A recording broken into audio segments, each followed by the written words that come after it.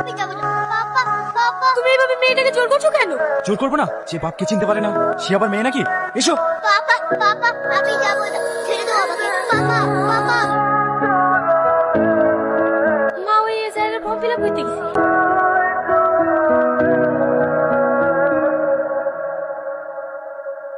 ও কি হয়েছে? না না না, মধু কাঁদে না, ও সোনা কাঁদে না।